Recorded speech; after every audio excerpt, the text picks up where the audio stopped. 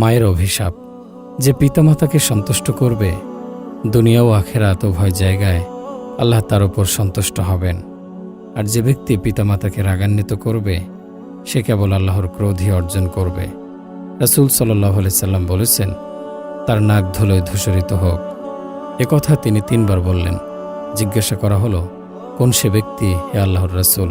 তিনি বললেন, ওই ব্যক্তি যে বৃদ্ধ বয়সে তার পিতামাতার একজন বা উভয়কে পেল, তারপরও তাদের সেবা যত্নের মাধ্যমে জান্নাত লাভ করতে পারল না। সন্তানের জন্য পিতামাতার দোয়া যেমন কবুল হয়, তেমন অভিশাপও।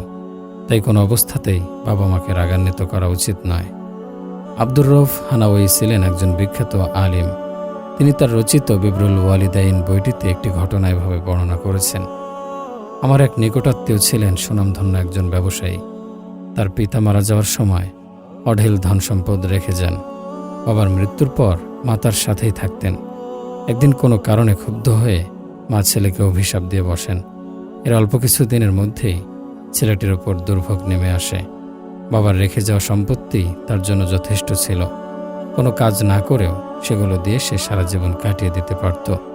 কিন্তু মায়ের বদদোয়ার কারণে চোখের সামনে তার সব সম্পদ হারিয়ে যেতে লাগল। একটা সময় তাকে ভিক্ষা পর্যন্ত করতে হয়। মৃত্যুর সময় এমন অবস্থা হয় যে তার কিছু অবশিষ্ট ছিল না। অথচ ছেলেটি কখনো দুশ্চরিত্র বা বিলাসী ছিল না। এমনকি জুয়া খেলেও সে সম্পদ নষ্ট করেনি। বর্ণনাকারী আব্দুর রউফ হানাওয়াই লিখেছেন, আমি স্বচক্ষে দেখেছি মায়ের অভিশাপের কিছুদিনের মধ্যেই কিভাবে সন্তানের সব সম্পদ নিঃশেষ হয়ে গেল।